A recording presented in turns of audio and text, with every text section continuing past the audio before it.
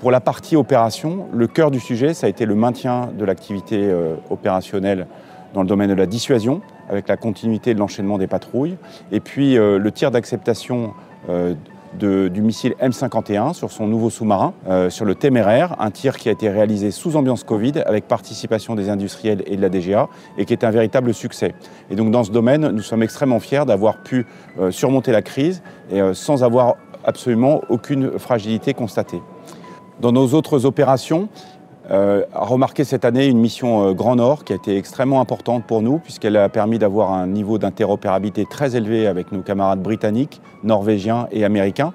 Cela a valu à la Bretagne et à l'Auvergne un prix spécial, le Hook'em Award, qui récompense les meilleures unités ASM reconnues par les Américains. Les opérations de la Marine, c'est aussi la mission Foch avec le déploiement du groupe aéronaval en Méditerranée orientale. Il a participé avec ses aéronefs et ses navires à la coalition qui œuvre dans la résolution du conflit en Irak et en Syrie. Les opérations de la Marine, c'est encore cette année la participation à la mission Résilience, la mission qui a été mise en place pour venir au soutien des populations françaises lors de la crise du Covid. À de nombreuses reprises, nos porte-hélicoptères amphibies se sont déployés.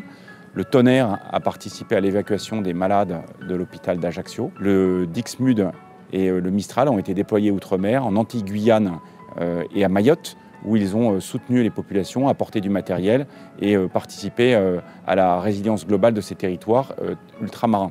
Les opérations de la Marine cette année, c'est enfin l'opération Amitié, avec l'appareillage sur alerte du porte-hélicoptère amphibie Dixmude, qui a embarqué plusieurs centaines de tonnes de matériel pour venir au secours de la population et remettre le port de Beyrouth en état, avec des plongeurs, avec des matériels radio et avec une sécurisation de toutes les emprises.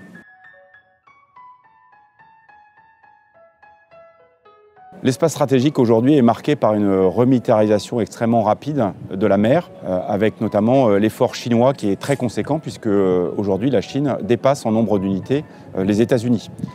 Alors les défis pour nous sont nombreux. Ils sont d'abord d'avoir notre matériel à l'heure et donc tout ce qui a été prévu par la loi de programmation militaire pour nous revêt une importance majeure puisqu'il s'agit de combler des réductions temporaires de capacité et il s'agit de renouveler la flotte dans le haut du segment avec des frégates de premier rang, avec des patrouilleurs océaniques, avec des avions de patrouille maritime de nouvelle génération, le Standard 6, avec des flottes intérimaires qui permettent de combler les trous en attendant le nouvel hélicoptère HIL.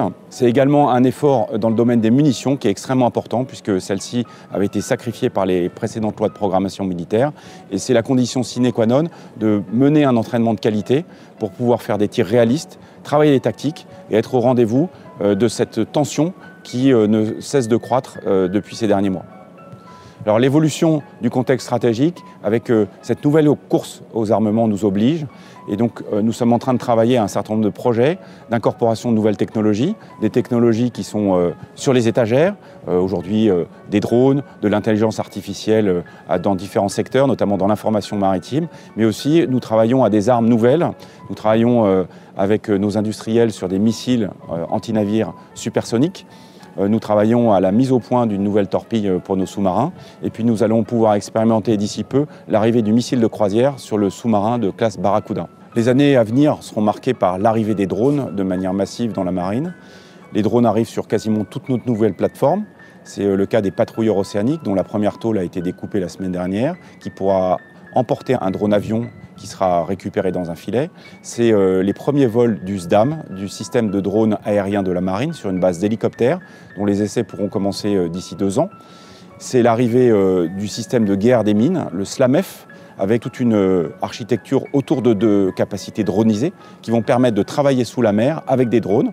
Et puis c'est probablement dans les prochaines années les premières expérimentations de plateformes nautiques, navales, dronisées, en accompagnement de nos forces de surface.